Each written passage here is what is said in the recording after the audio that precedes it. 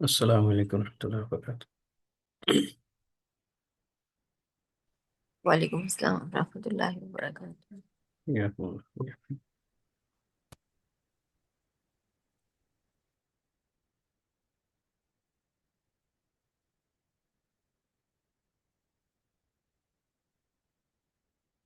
بسم اللہ، الحمد للہ والصلاة والسلام علی رسول اللہ۔ اللہم علمنا بما ينفعنا وانفعنا بما علمتنا وزدنا علما۔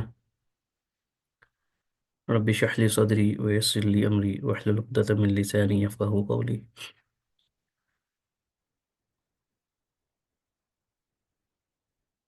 آج ہم حدیث نمبر 7 پڑھیں گے انشاءاللہ۔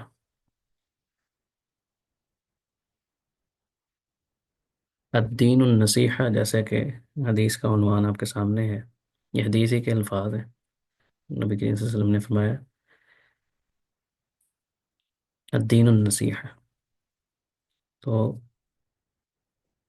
آج کی جو حدیث ہے نا، یہ اس حوالے سے بڑی اہم ہے کہ اس میں جو ہمارا دین ہے نا، اس کا یوں سمجھ لیں کہ خلاصہ یا اس کا اہم معاملہ جو بھی، کہ اس کا مقصد کیا ہے، وہ ہے کیا، اس کا تعارف کیا ہے، یا ایک مسلمان کو اپنے دین کے بارے میں جس چیز کا سب سے زیادہ پتہ ہونا چاہیے کہ اس کا دین کیا ہے، یہ اس حوالے سے ہے کہ جس کو رسول اللہ صلی اللہ علیہ وسلم نے بتلا دی کہ الدین النصیحہ، یعنی دین کی ڈیفینیشن دو الفاظ میں بتا دی ہے، ایک لفظ میں بلکہ۔ تو آج کی جو حدیث ہے نا، یہ عن ابی رقیۃ تمیم بن اوس الداری رضی اللہ عنہ، ان کا بھی تعارف ہم پڑھتے ہیں انشاءاللہ۔ وہ فرماتے ہیں ان النبی صلی اللہ علیہ وسلم، بے شک نبی کریم صلی اللہ علیہ وسلم نے قالا فرمایا الدین النصیحہ، کہ دین خیر خواہی ہے۔ قلنا، ہم نے کہا، یعنی صحابہ کرام نے جب یہ سنا، انہوں نے عرض کی لمن، نصیحت کس کے لیے، کیونکہ نصیحت کسی دوسرے کو کی جاتی ہے نا، تو یہ کس کے بارے میں بات آپ کر رہے ہیں؟ تو رسول اللہ صلی اللہ علیہ وسلم فرمایا للہ، اللہ کے لیے، ولی کتاب ہی، اس کی کتاب کے لیے، ولی رسول ہی، اس کے رسول کے لیے، ولی ائمت المسلمین، اور مسلمانوں کے جو امراء ہیں، حکمران اور اہل علم، جو میں نے پہلے بھی بتایا تھا، وعامتہم، اور عام مسلم، ان کے جو عام لوگ ہیں ان کے لیے۔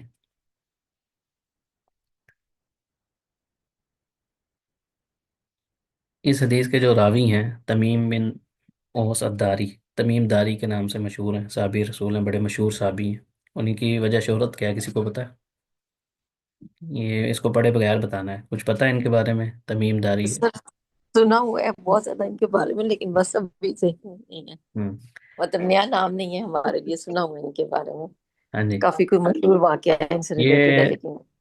جو ہے نا، تمیم داری جیسے رضی اللہ تعالیٰ عنہ، وہ صحابی ہیں جنہوں نے، آپ سب نے جو حدیث ہے نا دجال کے بارے میں، جو سب سے مشہور حدیث ہے طویل، وہ اس کے راوی یہی ہیں، کہ یہ وہ صحابی تھے جنہوں نے ایک دفعہ سمندری سفر کے دوران ایک جزیرے پہ گئے، تو وہاں پہ دیکھا کہ ایک شخص ہے، اس کے پورے جسم پہ باندھا کالے ہوا بال ہیں اور اس کو باندھا ہوا ہے ایسا، تو یہ وہ صحابی ہیں۔ تو اس وجہ سے یہ ان کی وجہ شہرت ایک یہ والی حدیث بھی ہے۔ اس کے علاوہ بھی خیر ان کی وجہ شہرت کئی تھی، صحابی ہونا یہ بھی بہت بڑی ہے، وہ ہے۔ بہرحال ان کا جو نام ہے وہ تمیم بن اوس بن خارجہ الداری رضی اللہ عنہ، ابو رقیہ یہ ان کی بیٹی کا نام ہوگا، تو اس کی وجہ سے ان کی یہ کنیت ہے ابو رقیہ۔ کان نصرانی،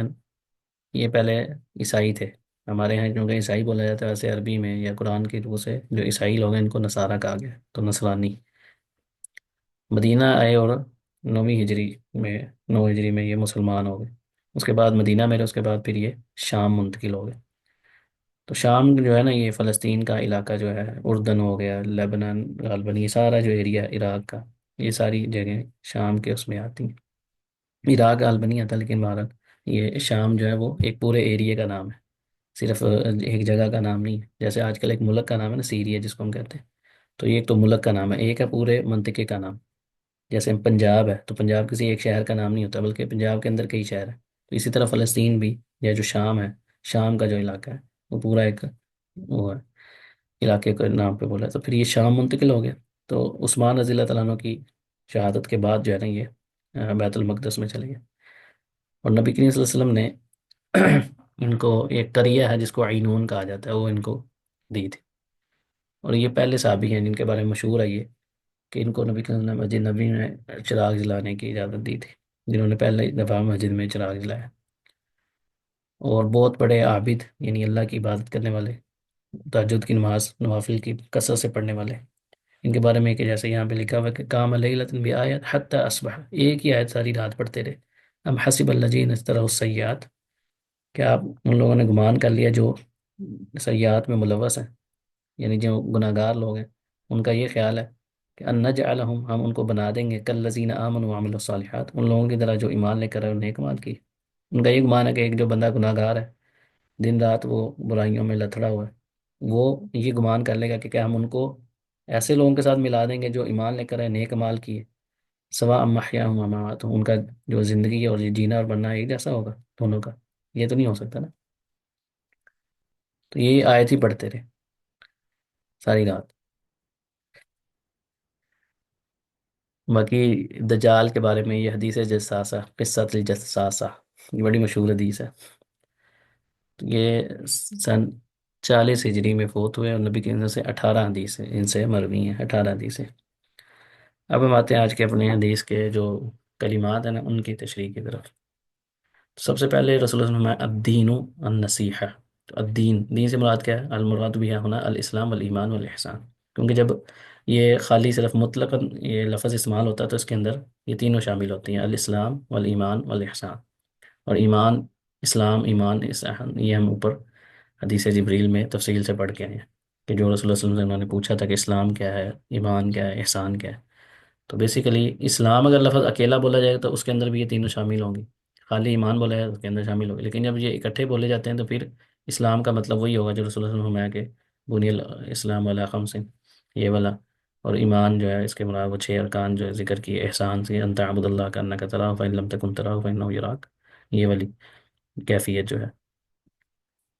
لیکن اگر ویسے بولا جائے تو اس میں تینوں میں یہ شامل ہے، لیکن یہاں پہ چونکہ رسول اللہ صرف دین کا بولا تو دین کے اندر یہ تینوں چیزیں شامل ہیں، تو اسے میں ایک تو یہ پتہ چلے کہ دین کا جو تعارف ہے، دین کہتے ہیں کسے، یہ ہم اوپر بھی پڑھ کے ہیں، یہاں پہ بھی رسول اللہ صلی اللہ علیہ وسلم نے کہا کہ یعنی الدین، دین کیا ہے؟ یہ النصیحہ۔ عام طور پہ کیا ہوتا ہے کہ مبتدا اور خبر جو ہوتی ہے نا، مبتدا معرفہ ہوتا ہے اور خبر کیا ہوتی ہے؟ ہاں جی، کوئی گرامر یاد ہے کہ نہیں؟ نکرا ہوتی ہے سر۔ ہاں جی، نکیرہ ہوتی ہے، لیکن یہاں پہ کیا ہے؟ اب دیکھیں کہ الدین النصیحہ، رسول اللہ صلی اللہ علیہ وسلم کہ النصیحہ، نصیحہ کہتے ہیں کسی دوسرے ایسی کی چیز خیر ایسی خواہی ایک کا سے پورے ارادہ دن کرنا، کسی دوسرے شخص کی خیر خواہی کا ارادہ کرنا جس کو آپ نصیحت کر رہے ہیں نا، نصیحت کے اندر یہ چیز بھی شامل ہوتی ہے کہ آپ مخلص ہوتے ہیں اس کے لیے، جو بندہ یہ کہنا کہ میں آپ کا خیر خواہ ہوں، تو اس کی لازمی بات یہ ہے، عرب کے یہاں یہ چیز ہے، قرآن پاک کے اندر بھی ہم دیکھیں کہ وہ یہ چیز پتہ چلتا ہے کہ نصیحت کے اندر دوسرے بندے کی خیر خواہی اور اخلاص ہوتا ہے، اس لیے آپ کی نیت کے اندر کہ آپ باقی اس کے ساتھ مخلص ہوتے ہیں اس شخص کے ساتھ۔ وہ جب یوسف علیہ السلام کے بھائیوں نے کہا نا کہ ہمیں ساتھ لے کے جانا ہے، تو انہوں نے بھی کہا میں انا لہ لناصحون، ہم تو اس کے خیر خواہ ہیں۔ تو یہ یعقوب علیہ السلام جو ان کے والد، انہوں نے بھی یہ نہیں سوچا، یعنی جب انہوں نے یہ بات کر دی تو وہاں یہی چیز ہوتی ہے کہ اس کے بعد کوئی باقی بات نہیں رہ جاتی، جو بندہ یہ کہہ دے اگرچہ وہ جھوٹے تھے اپنے اس دعوے میں، لیکن جو بندہ یہ کہ جی میں آپ کا خیر خواہ ہوں، نصیحت والا ہوں، یہ ہوں، اس کے بعد وہ اس طرح کا کام کرے، تو عرب کے ہاں یہ چیزیں بہت ہی، یعنی یہ سمجھے کہ نہ ہونے کے برابر تھی۔ عرب دو چیزوں میں ویسے تو ان کی کئی کوالٹیز تھی، یعنی مشرک ہونے کے باوجود بھی، ایک تو یہ ہے کہ وہ سخاوت معاملہ تھا، دوسرا تھا کہ وعدوں میں پورا اترنا، چاہے وہ کافر تھے۔ یہ ان کے ہاں قبائل کے اندر یہ چیز بڑی پکی تھی کہ وعدہ کر دیا نا اس کے پیچھے نہیں ہٹتے تھے وہ، یا کسی کے ساتھ کوئی یاد و پما کی ہے اس پہ وہ کوشش کرتے پورا۔ اور تیسری ان کی جو کوالٹی تھی وہ یہ تھی کہ جھوٹ نہیں بولتے تھے، کافر بھی ہوں گے نا تب بھی وہ جھوٹ نہیں بولتے تھے، دشمن کے بارے میں بھی نہیں۔ جیسے ابو سفیان رضی اللہ تعالیٰ عنہ جب مسلمان نہیں ہوئے تھے تو ہرقل کے دربار میں جب اس نے سوال کیا تھا نا رسول اللہ صلی اللہ علیہ وسلم سے آپ کے بارے میں کہ آپ صلی اللہ علیہ وسلم وہ کس چیز کی دعوت دیتا ہے، اب وہ بدترین دشمن، آپ کو پتا ہے کہ ابو سفیان رضی اللہ تعالیٰ عنہ فتح مکہ کے موقع پہ مسلمان ہوئے، اس سے پہلے ان کی ساری زندگی جو ہے نا وہ اسلام کے خلاف جنگیں لڑتے ہوئے، اور کیونکہ ویسے بھی سیاسی خاندان مطلب ان کا بیک گراؤنڈ تھا، قریش کے جو بڑے لوگ تھے ان میں سے وہ ان کا شمار ہوتا تھا، سیدنا معاویہ رضی اللہ تعالیٰ عنہ، ان کا یہ جیسے یہ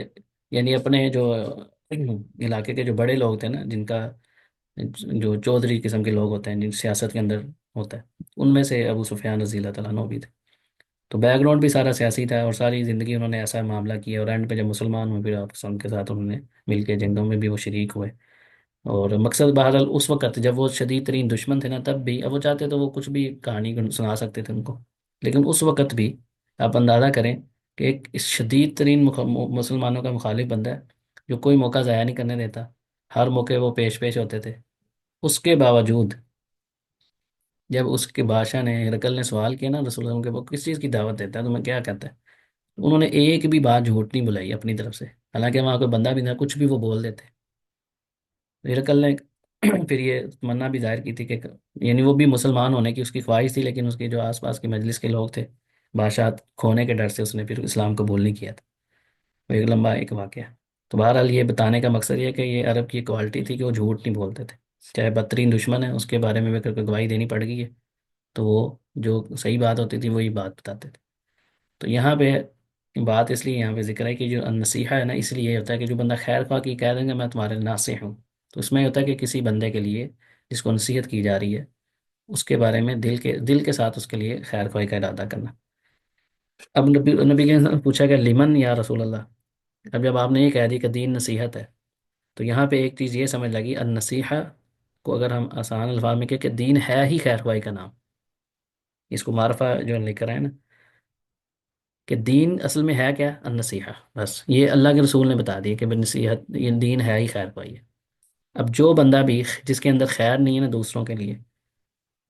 وہ سمجھ لے کہ اس کے دین میں نقص ہے. یہ اس کی اصل میں بات ہے کہ نبی کریم صلی اللہ علیہ وسلم نے تو دین، سارے کے سارے دین کو ایک لفظ میں بیان کر دیا، النصیحہ. تو اس میں یہ بھی چیز ہے کہ جو رسول اللہ صلی اللہ علیہ وسلم نے فرمایا کہ مجھے جوامع الکلم عطا کیے گئے. جوامع الکلم وہ ہوتے ہیں کہ جن کے اندر کلمات کم ہوں، ان کا معانی زیادہ ہوں. یعنی کوئی ایسا کلمہ کہ لفظ ایک ہے لیکن اس کے بہت زیادہ اپنے اندر وسعت رکھے ہوئے ہیں معنی کی. تو اب رسول اللہ صلی اللہ علیہ وسلم نے پورے دین کو صرف ایک لفظ میں بیان کر دیا. پورے دین کو کوئی عام آدمی ہونا اس کو کتنی ڈیفینیشن بتانی پڑیں گی، یہ ہے دین کے اندر، یہ ہے وہ. رسول اللہ صلی اللہ علیہ وسلم نے سارا سمندر کو ایک کوزے میں، جس کو کہتے ہیں نا بند کرنا، یہ ایک لفظ کے اندر کر دیا. دین کیا ہے جی، نصیحت، خیر خواہی. تو اب وہ خیر خواہی کس کے بارے میں ہے؟ سب سے پہلے جب سوال پوچھا گیا کہ کون ہے جس کے بارے میں خیر خواہی ہے، تو ہم نے للہ، اللہ کے لیے خیر خواہی. اب اللہ کے لیے خیر خواہی سے مراد کیا ہے؟ سب سے پہلے تو یہ ہے کہ اللہ پہ ایمان لانا، اور اللہ کے جتنے بھی شریک ہیں، جتنے بھی معبودان باطل ہیں، ان کی نفی کرنا، طاغوت کا انکار کرنا. یہ سب سے پہلا ہے دین کی جو اہم بنیاد اور اساس ہے نا، وہ یہ ہے توحید. اور جب ہم کلمہ پڑھتے ہیں تو کلمے کے اندر بھی دو چیزیں ہیں، کلمے کے دو بنیادی رکن ہیں، نفی اور اس بات. نفی، لا الہ، کوئی معبود حق ہے ہی نہیں الا اللہ، سوائے اللہ کے. تو پہلے ہم نفی کرتے ہیں، ہر چیز کا انکار کرنا ہے، کوئی معبود نہیں سوائے اللہ کے. اس کے بعد ہم کیا کرتے ہیں، اس بات کرتے ہیں کہ عبادت کے لائق صرف اللہ تعالیٰ ہے، باقی کوئی اس کے عبادت کے لائق نہیں. تو یہاں پہ بھی پہلے کیا ہے، جو نصیحت کا، دین کا پہلا جو بنیادی اساس بنیاد ہے نا، وہ کیا ہے، اللہ پر ایمان لانا. تو یہ اللہ کے ساتھ خیر خواہی ہے. اللہ کے لیے خیر خواہی کرنے کا کیا ہے کہ اللہ پہ ایمان لانا، اس کو اپنا رب ماننا، اسی کو معبود برحق ماننا، صرف اسی کی عبادت کرنا. اور صرف عبادت کرنا کافی نہیں ہے. جیسے بعض لوگ کہتے ہیں جی ہم نے کلمہ پڑھ لیا مسلمان ہو گئے، تو یہ کافی نہیں ہے بھائی. معبودہ نے باطلہ کا انکار کرنا بھی بنیاد ہے توحید کی. جیسے کلمہ پڑھنا ہے تو کلمے کے اندر بھی پہلے ہم انکار کرتے ہیں پھر اس بات کرتے ہیں.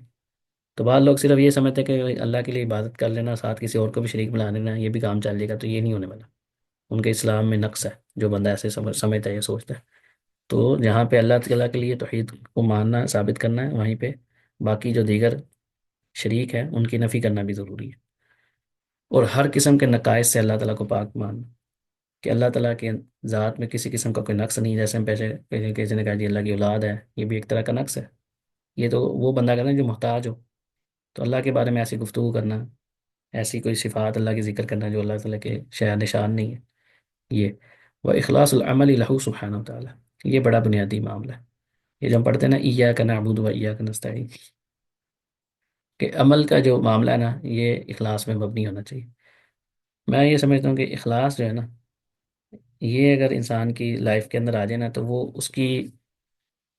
ہر طرح کی جو پریشانیاں اور تکالیف ہے نا، ان کا بالکل ہی یا تو خاتمہ ہو جاتا ہے، یا یوں سمجھ لیں اس کو فیس کرنا اس کے لیے بڑا ایزی ہو جاتا ہے۔ مثال کے طور پہ میں بھی آپ کو ایک مثال دیتا ہوں۔ ہمارے ہاں گھروں میں کئی مسائل ہوتے ہیں، میں اس لیے معاشرتی مسائل پہ بات کرتا ہوں، لوگ مجھ سے سوال پوچھتے رہتے ہیں کہ ہمارے ساتھ یہ ہو گیا وہ ہو گیا۔ میں ایک چھوٹی سی مثال دیتا ہوں، گھر کے اندر عموماً کوئی چھوٹے موٹے جھگڑے میں وہ کہتے ہیں جی میں نے تمہارے لیے یہ کیا، میں نے یہ کیا، میں نے وہ کیا، تم نے میرے ساتھ ایسے کر دیا۔ سمپل سی ایک بات ہے، اگر وہ کام میں نے اس لیے کیا کسی کے ساتھ، اپنی بھائی کے ساتھ یا کسی رشتہ دار کے ساتھ کوئی معاملہ کیا کہ یہ میرے کل کو کام آئے گا یا معاملہ ایسے کرے گا، تو پھر مجھے یہ تکلیف ہوگی اور میں یہ سوچوں گا۔ لیکن اگر میں نے یہ کام صرف اللہ کے لیے کیا کہ میں نے یہ اللہ سے اجر لینا اور میں نے اس لیے کیا کہ یہ عبادت ہے، عموماً تو ہمارے لوگ اس کو عبادت ہی نہیں سمجھتے، نہ صرف نماز روزہ اس کو عبادت سمجھتے ہیں، لیکن حسن سلوک کسی کے ساتھ پیش آنا، کل میں نے گروپ میں بھی وہ ایک جو شیئر کیا ہوا تھا شیخ ابن سیمی رحمہ اللہ کا، کہ کسی کو چیز پکڑا دی ہے، کسی نے پانی مانگا، وہ بھی یہ بھی نیکی ہے، اس کو عبادت سمجھ کے کریں۔ جب تک آپ یہ کنسیپٹ آپ کا کلیئر نہیں ہوگا نا تب تک یہ مسئلے رہتے ہی رہتے ہیں، جہاں پہ یہ چیز کلیئر ہوگی اس کے بعد آپ کو ٹینشن ہی نہیں ہوگی۔ تو اب یہ بندے نے اگر اللہ کے لیے کیا ہو تو وہ کہے گا ٹھیک ہے، مجھے کیا تو مرضی کہتا رہے، وہ یہ نہیں ہے میں نے یہ کیا تھا، میں نے وہ کیا تھا، میں نے آپ کے لیے کیا ہی نہیں تھا، میں نے تو اللہ کا حکم سمجھ کے کیا کہ بھائی صلہ رحمی کرنی ہے، فلاں بندہ مجھ سے کہ میں نے اس کی ہیلپ کر دی، بس بات کرتا میں نے تو اللہ سے اجر لینا ہے۔ اب تم مجھے برا بھلا کو میرے ساتھ جو مرضی کرو، مجھے کوئی ٹینشن ہی نہیں ہے۔ اب اس میں اور اس شخص کے اندر جس نے اس سے امیدیں لگائی ہوں گی کتنا فرق ہوگا، یہ بندہ ٹینشن میں آ جائے گا، رشتہ داری ختم کر دے گا، سارے معاملات۔ سورہ نور میں بھی جیسے ابو بکر صدیق رضی اللہ تعالیٰ عنہ کا واقعہ معروف ہے، کو سیدہ عائشہ رضی اللہ کا جب وہ پراپاگنڈا ہوا اس میں تین صحابہ جو تھے نا وہ اس میں اس پراپاگنڈے کا شکار ہو گئے تھے، انہوں نے وہ خبر آگے پھیلائی تھی یا کیا، تو ان میں سے ایک جو تھے نا سیدنا ابو بکر صدیق رضی اللہ عنہ کے قریبی رشتہ دار تھے، اور وہ بھی وہ بندے تھے جن کے اوپر سیدنا ابو بکر ان کے گھر کا خرچہ تک چلاتے تھے، اتنی غریب تھے تو وہ سیدنا ابو بکر صدیق رضی اللہ تعالیٰ ان کی ہیلپ کرتے تھے۔ تو انہوں نے یہ معاملہ ہوا، انہوں نے قسم کھائی کہ میں نے آئندہ نہیں کرنا، تو اللہ تعالیٰ نے وہاں پہ کیا کہ ولا یأتل اولو الفضل منکم، جو اولو الفضل لوگ ہیں ان کو یہ معاملہ نہیں کرنا چاہیے، ایسا نہیں کرنا چاہیے، تو کیا تم یہ پسند نہیں کرتے کہ اللہ تعالیٰ تمہیں معاف فرمائے؟ اب یہ ابو بکر صدیق نے ایک آیت سنی تو انہوں نے کہا یہ تو میرے بارے میں ہی ہے، انہوں نے فوراً اس کا قسم کا کفارہ ادا کیا اور اپنا دوبارہ جیسا معاملہ کر دیا۔ اب یہ کہنا سننے میں بڑا مزیدار واقعہ ہے جی، بڑا آسان ہے، پریکٹیکلی آپ کر کے دیکھیں آپ کو سمجھ لگ جائے گی کہ کتنا یہ مشکل ہوتا ہے پہلی دفعہ میں، اس کے بعد پھر انسان کو یہ آسان لگتا ہے، لیکن یہ بڑا مشکل کام ہے کہ ایک بیٹی کے اوپر الزام لگا ہے، اور لگانے والا بھی کون ہے؟ جو سب سے قریبی رشتہ دار ہے،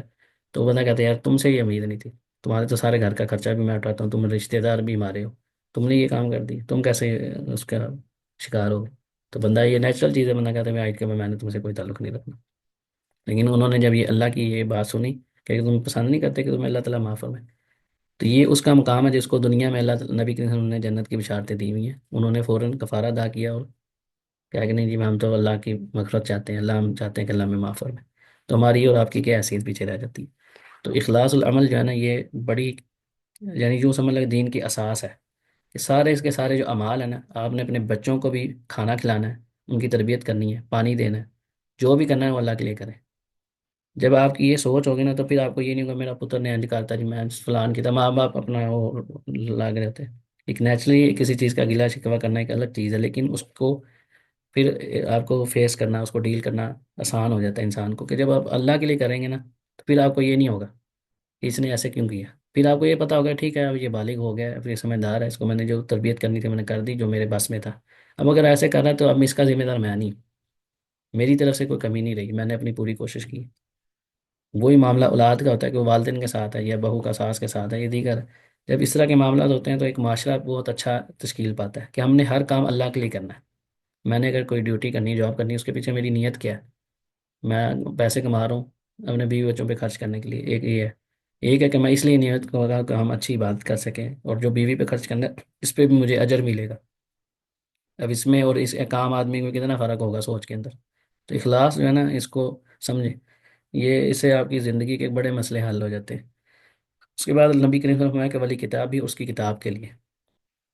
نصیحت کس کے لیے ہے؟ الدین النصیحہ، قیل لمن یا رسول اللہ، آپ نے فرمایا للہ ولی کتابی، تو کتاب کے اوپر نصیحت سے کیا مراد ہے؟ کہ اس پہ ایمان لایا جائے کہ یہ اللہ کا کلام ہے، یہ مخلوق نہیں ہے، یہ اللہ کا کلام ہے،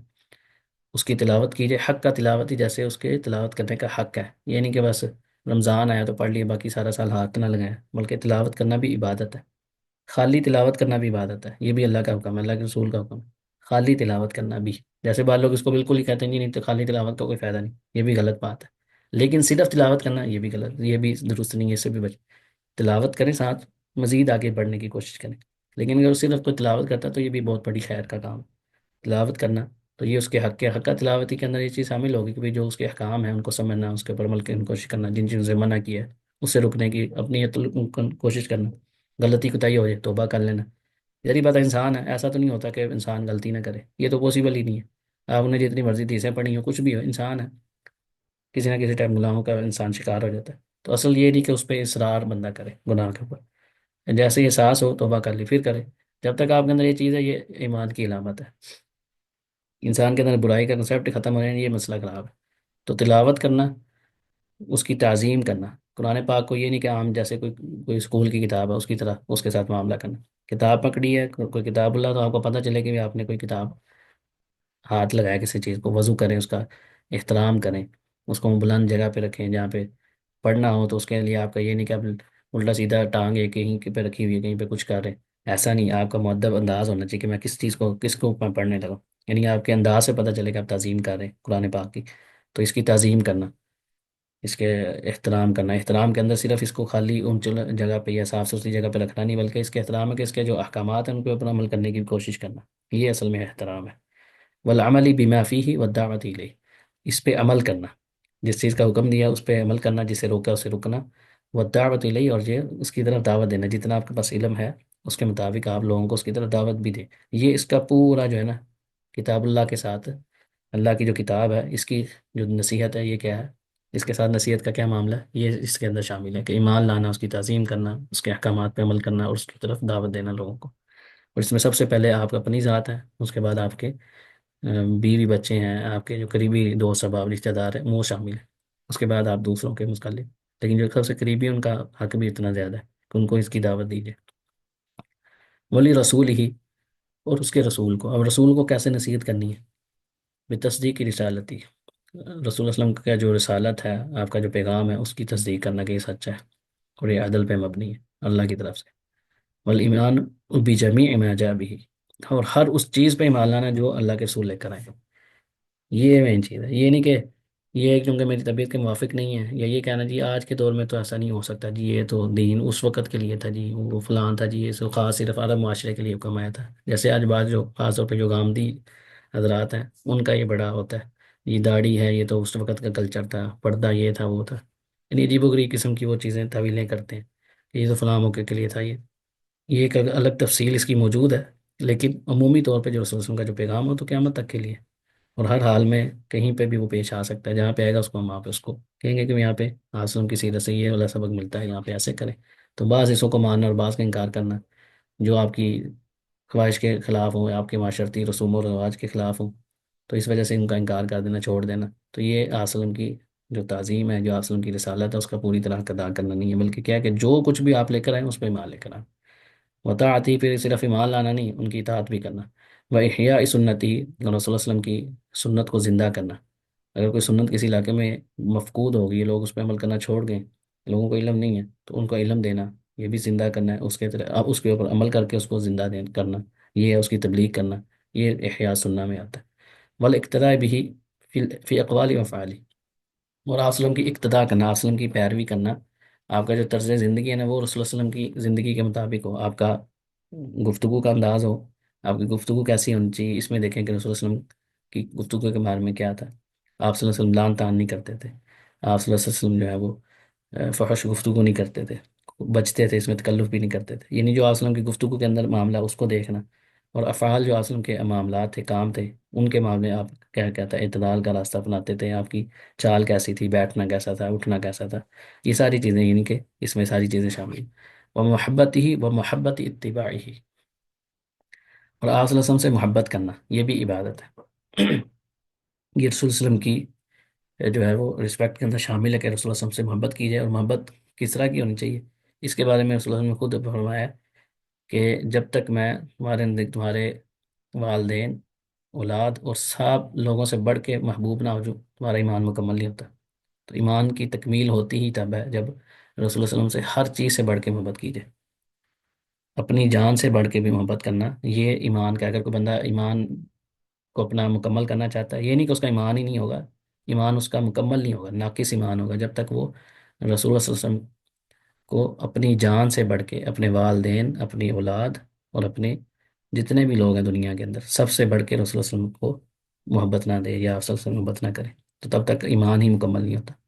اور محبت اتباع ہی، یہ بڑا اہم نقطہ ہے کہ آپ وسلم کی جو اتباع ہے نا، اس سے بھی محبت کرنا، یہ نہیں کہ بس بوجھل دل کے ساتھ یہ حکم آ گئے چلو مان لیتے ہیں، عمل کر رہے ہیں لیکن وہ محبت شامل نہیں ہے۔ تو اللہ کی عبادت کے اندر بھی یہ چیز شامل ہونی چاہیے کہ خالص اللہ کے لیے، اور محبت اور انکساری کے ساتھ ہو، بیزاری نہیں ہونی چاہیے اس کو عمل کے اندر۔ تو ظاہری بات ہے کہ جب آپ اس طرح کریں گے تو یہ مکمل طور پہ رسول اللہ علیہ وسلم کی جو ہے وہ یعنی دین النصیحہ للہ ولی کتابی ولی رسول ہی، یہ ہو جائے گا۔ اس کے بعد اللہ تعالیٰ کے رسول نے فرمایا کہ ائمت المسلمین، ولی ائمت المسلمین، امام مسلمانوں کے جو امراء ہیں، اس میں حکمران ہوتے ہیں، اور حکمرانوں میں دو لوگ ہیں ائمہ مسلمین کے اندر۔ یہ مسجد کے امام کی بات نہیں ہو رہی، یا امامت العظمیٰ جو کبریٰ جس کو بولا جاتا ہے، یہ عقیدے کے باب میں پوری اس میں تفصیل سے اہل علم نے یہ لکھا ہوا ہے، اور حدیث کے اندر اس کی بڑی تفصیل ہے، اس پہ انشاءاللہ میرا پروگرام ہے، اس پہ ہم ایک پوری جو حکمرانوں کے حوالے سے احادیث ہے نا، اس پہ ہم تفصیل سے پڑھیں کسی دن۔ وہ ایک مجلس میں تو نہیں ہوگا، اس میں کئی مجلسیں ہوں گی، لیکن اس میں جو رسول اللہ صلی اللہ علیہ وسلم نے حکمرانوں کے حوالے سے، ان کی اطاعت کے حوالے سے، اور کن معاملات میں ان کی اطاعت کرنی ہے، اس حوالے سے جو آپ صلی اللہ علیہ وسلم نے تعلیمات دی ہیں کہ اس میں نئی بات ماننی، اور اگر بات نہیں ماننی اس میں طریقہ کار آپ کا کیا ہونا چاہیے، اور عوام کے حقوق کیا ہیں، حکمرانوں کے کیا حقوق ہیں، اس پہ ہم انشاءاللہ تفصیل سے پڑھیں گے کہ اس میں گروہ جو ہے نا وہ بنے ہیں کہ وہ بعض لوگوں نے ان کو ہر چیز جو ہے نا وہ ان کے لیے، یعنی وہ کسی ہر شاہ سے زیادہ شاہ کے وفادار ہوتے ہیں، اور بعض لوگ ہیں کلی طور پہ انکار ہی کر دیتے ہیں، اطاعت ہی نہیں کرتے، کہ اگر آپ کو پسندیدہ لیڈر نہیں آیا، یا آپ کا پسندیدہ جو شخص ہے وہ اگر حکمران نہیں ہے، تو آپ جو موجودہ حکمران ہے اس کے بارے میں بلا وجہ اس کو جھوٹے پروپیگنڈے کرنا، یا اس کی اچھائیوں کو بھی برائی بنا کے پیش کرنا، یہ ساری چیزیں، کہ اس چیزوں سے انسان کو جب ان چیزوں کا علم نہیں ہوتا تو پھر انسان کس طرح ان چیزوں کا شکار ہوتا ہے، اس پہ ہم تفصیل سے انشاءاللہ بات کریں گے۔ یہاں صرف مختصراً یہ ہے کہ اس کے اندر حکمران اور علماء، یہ دو طبقے ہیں، ان کو اولو الامر کہا گیا۔ تو اولو الامر کے اندر اہل علم اور جو اہل اقتدار ہیں، یہ لوگ شامل ہوتے ہیں۔ تو ان کے لیے نصیحت کیسے کرنی ہے؟ جو ان کے حکام ہیں، مسلمانوں کے ائمۃ المسلمین سے مراد ہے جو ان کے حکام ہیں۔ حکام دو آتے ہیں، کہ یہ حکمران طبقہ، اور دوسرا علماء۔ ان کو حق کی تلقین کی جائے، بِأَمْرِهِمْ بِالْحَقِّ، جب آپ کی کسی حکمران سے ملاقات ہو تو حق بات کریں۔ اب حق بات اس کے خلاف ہے یا جیسے بھی ہے، اس کا طریقہ بھی رسول اللہ صلی اللہ علیہ وسلم ہوتا ہے کہ کیسے کرنی ہے۔ وَتَبْلِيغِهِمْ حَاجَاتِ الْمُسْلِمِينَ، اور ان کے سامنے جو مسلمانوں کے مسائل ہیں وہ ان کو بتانا کہ یہ امت جو ہے نا ان مسائل سے، ظاہری بات ہے کہ حکمران کو تو ہر بندے کا نہیں پتہ نا کس وہ سے مصیبت سے پریشانی سے گزر ہے، تو جن لوگوں کا بھی اہل اقتدار کے ساتھ اٹھنا بیٹھنا ہے یا ان تک رسائی ہے، ان کا یہ فرض بنتا ہے، ایک تو ہے کہ حق بات کریں، دوسرا ان کے ساتھ یہ نصیحت ہے، یہ ہے وہ نصیحت جس کو ہمارے ہاں یعنی کم ہی لوگ ہیں شاید کوئی اس پہ عمل کرتا ہو، کہ حکمران سے اگر آپ کا اٹھنا بیٹھنا ہے کسی ایسے بندے، اور حکمران سے مراد جو بھی اس کے کیٹیگری میں آتے ہیں، آپ کا کسی ایم این اے کے ساتھ تعلق ہے، کوئی دوست ہے، یا کوئی اور اس سے اوپر جس کے تک آپ پیغام پہنچا سکتے، تو آپ کا فرض بنتا ہے کہ اس کی چاپلوسی کرنے کے بجائے نا، جو حق بات ہے، جو اس کی تعریف ہے وہ آپ کریں، جو اس کے اچھے کام ہیں ان کو اپریشیٹ کریں، چاہے آپ کا مخالف جماعت کا کوئی نہ ہو، جہاں پہ وہ غلط ہے تو اس کو آسان طریقے سے اس کو تبلیغ کریں، اس کو حق کی تلقین کریں، اس کو بتائیں کہ اس کے کیا حقوق ہیں، اور ان کے یہ اصل میں ان کے ساتھ خیر خواہی ہے۔ تو ان کے سامنے مسلمانوں کے مسائل کو رکھنا کہ بھئی اس وقت امت جو ہے، اس وقت عوام کی یہ کنڈیشن ہے، یا آپ کا جو علاقہ ہے اس کے اندر لوگوں کی یہ کنڈیشن ہے، ان کے سامنے ان کے مسائل کو ذکر کرنا تاکہ وہ اس پہ کوئی غور و فکر کریں۔ وطاعتہم فی المعروف، اور ان کی معروف میں اطاعت کرنا۔ معروف سے مراد ہے کہ جو نیکی ہے، جس میں اللہ اور اس کے رسول کی نافرمانی والا معاملہ نہ ہو، تو اگر حکمران نے کہا ہے تو حکمران اگر میری پسند کا نہیں ہے، یہ بات سمجھ لیں اچھی طرح سے، یہ نہیں ہے کہ جی عمران خان نہیں ہے تو میں نے اب شہباز شریف کی بات نہیں ماننی، یا فلانے کی بات نہیں ماننی، یہ اسلام کے اندر اسلام نے ہمیں اس چیز کا پابند نہیں کیا، اس چیز کو اچھی طرح سے سمجھ لیں۔ ہمارے یہاں کیا ہے جی، عمران خان ہوگا تو پھر ہی میں نے بات ماننی، شہباز شریف ہوگا یا نواز شریف ہوگا تو بات ماننی ہے، زرداری ہوا تو نہیں ماننی، یہ میٹر نہیں کرتا۔ میٹر یہ کرتا ہے کہ اگر بندہ اقتدار پہ آ گیا جیسے بھی آئے، وہ جو غلط بات ہے اس کو آپ اس کو احسن طریقے سے اس کا انکار کریں، لیکن معروف کے اندر جو اطاعت ہے وہ بھی کرنی ہے، یہ رسول اللہ علیہ وسلم کا حکم ہے، یہ میں اپنی طرف سے بات نہیں کر رہا۔ اس کے اندر تفصیل سے ہم اس پہ بات کریں گے، اس پہ باقاعدہ ایک پوری کتاب ہے سیاست شرعیہ کے نام سے، ابن تیمیہ رحمہ اللہ کی، اس میں انہوں نے بڑی ڈیٹیل سے لکھا ہے کہ ان کے ڈیوٹیز کیا ہوتی ہیں، ان کے کیا حقوق ہیں اور عوام کے کیا حقوق ہیں، اس میں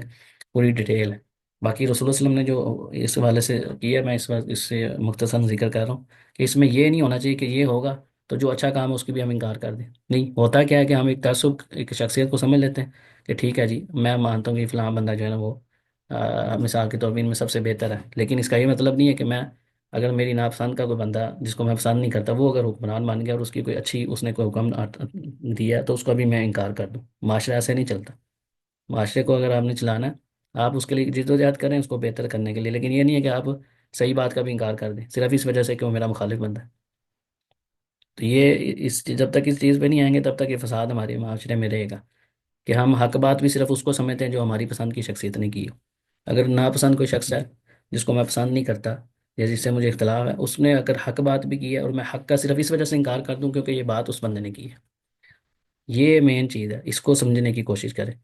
کہ حق بات اگر آپ کا مخالف بندہ بھی کر رہا ہے تب بھی اس کو اس کا ماننے کی، یار یہ اس کی حق بات ہے، یہ صحیح بات ہے۔ ہمارے یہاں بالکل عجیب و غریب کھچڑی بنی ہوتی ہے، اور پھر کیا ہوتا ہے کہ انسان جو ہے وہ افراط و تفرید کا شکار ہو جاتا ہے۔ یہ غلو پھر شخصیات جیسے ہم نے پہلے پڑھا نور اسلام کے معاملے میں، یہی وہ غلوب ہوتا ہے کہ انسان شخصیات کے اندر اتنا ہو جاتا ہے کہ ان کی غلط بات کو بھی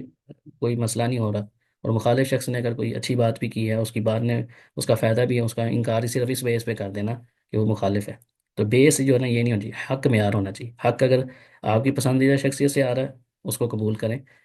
مخالف شخص سے آ رہا ہے اس کو بھی قبول کریں، یہ اصل مین چیز ہے۔ جب تک ہم اس میچورٹی کے اس لیول پہ نہیں آتے ہیں تب تک یہ مسئلے مسائل ہی رہنے۔ تو ان کے لیے جو ان کی اطاعت ہے اس میں معروف میں اطاعت کرنا نیکی کے کاموں میں، والدعاء لہم، یہ ایک بڑا اہم کام ہے جو ہمارے ہاں عموماً مفقود ہے کہ ہم اپنے حکمرانوں کے لیے یا ان لوگوں کے لیے دعا ہی نہیں کرتے، حالانکہ ان کے لیے دعا کرنی چاہیے کہ اگر ان میں سے کوئی بندہ صحیح ہو جائے گا نا تو اس کا فائدہ امت کو ہوگا۔ اب میں اپنے لیے دعا کر رہا ہوں، اپنے بیوی بچوں کے لیے کر رہا ہوں، اپنے دوست و باپ کا نام لے لے کے دعا کرتا ہوں، لیکن حکمران کے لیے دعا کرنے کی مجھے کوئی توفیق نہیں ہوتی۔ ان کے لیے دعا کریں کہ اللہ ان کو ہدایت دے، ان کو اچھی صحبت عطا فرما جو ان کے خیر والے لوگ ہوں، کیونکہ اگر آپ کی ایک دعا قبول ہوگی اور اس کی وجہ سے کوئی اچھا حکمران آ گیا یا اسی حکمران جو غلط ہے یا ظالم ہے اس کو اللہ نے ہدایت دے دی، اس کی وجہ سے خیر پوری امت پہ پھیلتی ہے، تو ان کے لیے دعا بھی کرنی چاہیے، یہ ان کے لیے نصیحت ہے۔ یعنی ائمۃ المسلمین کے لیے نصیحت کیا ہے اس چیز کے اندر ہے، لیکن ہمارے ہاں ایک کیا ہے جی، جو بندہ ہر وقت حکمرانوں کو برا بلا تک نہ کہ اس کو ہم حق نہیں سمجھتے نہیں کہ یہ اللہ حق پہ ہے، تو یہ معیار بھی غلط ہے۔ جہاں وہ غلط ہے ان کو غلط کہیں، اس کا یہ مقصد نہیں ہے کہ جہاں پہ وہ غلط ہے تو ان کی غلطیوں کو بھی، جس کو کہتے ہیں نا ہمارے یہاں ایک بڑا وہ مشہور لفظ ہے، اگرچہ بولنا نہیں چاہیے لیکن بات ایسی ہے کہ اس سے بہتر اس انداز میں سمجھائی نہیں جاتی کہ اپنے لیڈر کا جو گوبر ہے نا اس کو بھی حلوا بنا کے پیش کرنا، یہ جو سوچ ہے نا یہ بڑی غلط چیز ہے کہ اپنا اپنا پسندیدہ شخص ہے، وہ جتنی مرضی وہ غلط بات کر لے، کوئی غلط اس کی حرکت ہو، کوئی معاملہ کرے، اس پہ فوراً سے اس کی کوئی نہ کوئی تویل کرنا شروع کر دے، لیکن مخالف شخص کی چھوٹی بات ہے اس کو اس کو بڑا بڑا چڑھا کے بیان کرنا، تو حق یہ نہیں ہے، یہ یاد رکھیں یہ حق نہیں ہے۔ حق یہ ہے کہ بھئی جو مخالف بندہ ہے اس کی بھی جو اچھائی ہے اس کو آپ اچھے دل سے کھلے دل سے تسلیم کریں، اپنے بندے کی غلطی ہے تو اس کو ماننے کہ یار یہاں پہ غلط ہے بس۔ تو یہ ان کے لیے دعا کرنا ہے، اس کی خیر خواہی کا اس کے اندر یہ بھی چیز ہے، جو ضروری نہیں کہ ہر وقت ان کے لیے آپ جب تک برا بھلا ہی نہ کہیں تب تک آپ حق ثابت نہیں ہوں گے، جو ان کا حق ہے اس کو مانیں، جو نہیں ہے اس کو نہ مانیں، یہ ہونا چاہیے۔ لیکن ہمارے یہاں اس کو جب تک حق والا بندہ ہی نہیں سمجھاتا جب تک وہ کسی موجودہ حکمران کے اوپر لان تان نہ کر لے، حالانکہ بلا وجہ نہیں نہ ہونی چاہیے، اصل مقصد یہ ہے اس چیز کو سمجھیں کہ اس میں حق کو سامنے رکھیں، شخصیات کے اوپر حق کو نہ پرکھیں بلکہ حق کے اوپر شخصیات کو پرکھنا شروع کریں۔ اس کے بعد ہے علماء، تو علماء بالنصیحہ، ان کو نصیحت کرنا، خیر خواہی کرنا ان کی، اور ان کے علم کو پھیلانا اور ان سے محبت رکھنا۔ علماء کے ساتھ نصیحت کی کیا معاملہ ہے کہ ان کے ساتھ خیر خواہی کا کیا معاملہ ہے، ان کے جو علم ہے نا اس کو پھیلانا، پہلے تو یہ کہ ان سے علم سیکھنا پھر اس کو پھیلانا، جیسے کوئی شیخ ہیں ان کتابوں کو تقسیم کریں، ان کے دروس کو سنائیں لوگوں کو، یا یعنی اسی طرح اگر ان کے اندر کوئی کمی ہوتا ہے ان سے آپ مل کے ان کو بتائیں کہ یہ مسئلہ اس طرح ہے، اگر آپ کے علم میں ہے، یہ بھی خیر خواہی ہے۔ کسی غلطی پہ ان کو، لیکن یہ ہے کہ سارے عام ان کی غلطیوں کو چھالنا، چاہے وہ حکمران ہو یا کوئی بھی ہو، ان چیزوں سے فائدے سے زیادہ نقصان ہوتا ہے، ان چیزوں کو دیکھنا چاہیے۔ تو مین جو چیزیں نصیحت کو سامنے رکھیں، دین ساری خیر خواہی کا مقصد ہے، آپ یہ جو کام کر رہے ہیں یہ اس میں ان کی خیر خواہی ہے یا نہیں ہے۔ اس کے بعد ہے عامت سائر المسلمین بارشادہم لمصالحہم فی آخرتہم و دنیاہم وکف الاذی عنہم وستر عوراتہم ودفع المضار عنہم، کہ باقی جو عام مسلمان ہیں ان کے بارے میں کیا معاملہ ہونا چاہیے، کہ ان کو آپ اچھائی کا حکم دیں، ان کی جس کے اندر خیر ہے اس کا ان کو حکم دیں، جس میں ان کی دنیا اور آخرت کا معاملہ، ان کا فائدہ کا معاملہ ہو، ان سے تکلیف کو دور کرنا۔ اب اس کے اندر سارے مسلمان ہیں، یہ نہیں کہ آپ کا رشتہ دار ہے تو تکلیف دور کر دی، مخالف پارٹی کا بندہ تو ٹھیک ہے جی مار رہا ہے تو اس پہ خوشیاں منانی ہیں، یا اس کو تکلیف پہنچے اس پہ خوش ہونا، یہ چیزیں درست نہیں ہوتی۔ وسطری اوقات یعنی جب اپنے خیر خواہی کرنی ہے تو پھر آپ یہ دیکھیں کہ اس کی خیر کس کے اندر ہے، چاہے میرا مخالف بندہ ہے لیکن اس کے اندر اس کی خیر خواہی ہے کہ نہیں ہے، تو یہ چیز اس کے پردہ پوشی کرنا کسی بھی مسلمان کی۔ ہمارے یہاں کیا ہوتا ہے کہ مخالف پارٹی کا کوئی بندہ ہے، اللہ نہ کرے اس کی کوئی ایسی معاملہ ہو گیا تو ہم کیا کرتے ہیں اس کو سوشل میڈیا پہ ڈسکس کرنا سب کے سامنے، یہ کر وہ کر، یہ اس کی سطر پوشی ہو رہی ہے۔ اللہ کہ جہاں پہ ضرورت ہو وہاں پہ آپ کر سکتے ہیں، اس کے احکام ہیں، یہ نہیں کہ ہر وقت جس کا مرضی دل کیا بغیر تحقیق کے ادھر ادھر کرتے رہنا، یہ والے معاملہ درست نہیں۔ دوسرا کہ اس کو تکلیف کو دور کرنا ان سے، وجلب المنافع لہم، جس کے اندر ان کی خیر ہے، منفعت ہے، اس کو ان لینا لا کے، اور اسی طرح نیکی کا حکم دینا، برائی سے روکنا، یہ خیر خواہی ہے۔ یہ نہیں ہے کہ آپ نیکی کا حکم ہی نہ دیں، ایک بندہ غلط کر رہا ہے، صرف رشتہ دار ہے یا ایم پی ایم این اے ہے یا حکمران ہے تو آپ اس کی چاپلوسیاں شروع کر دیں، یہ اس کی خیر خواہی نہیں کر رہے، یہ تو آپ اس کو برباد کر رہے ہیں۔ اسی طرح اس کے لیے اپنے لیے جو پسند کرتے ہیں وہی چیز اس کے دوسرے مسلمان کے لیے پسند کرنا، اس کے اندر مسلمان کا لفظ ہے، پاکستانی، انڈین، فلانا ڈنگا، یہ نہیں ہے، جو بندہ مسلمان ہے جس مرضی ملک ہے اس کی خیر خواہی کے اندر یہ چیز شامل ہے کہ آپ اس کے لیے وہی پسند کریں جو اپنے لیے پسند کرتے ہیں، اور اس کے لیے بھی وہی چیز ناپسند کریں جو آپ اپنے لیے ناپسند کرتے ہیں، یہ خیر خواہی ہے۔ لیکن ہمارے یہاں کیا ہے جی، میں پاکستانی، جی میں افغانی، میں فلانا، یہ نہیں، یہ کام کر کر کے آپس میں تقسیم ڈالی ہوئی ہے، اسلام کی بیس پہ ہم محبت نہ کرتے نہ خیر کرتے ہیں۔ اللہ تعالیٰ سے دعا کہ اللہ تعالیٰ مجھے اور آپ سب کو جو کچھ میں نے سنا اور سنایا ہے عمل کی توفیق عطا فرمائے۔ بارک اللہ لی ولکم ولسائر المسلمین، سبحانک اللہم وبحمدک، نشہد ان لا الہ الا انت، نستغفرک ونتوب الیک، وصلی اللہ علی نبینا محمد وعلی آلہ وصحبہ اجمعین، والسلام علیکم ورحمۃ اللہ وبرکاتہ۔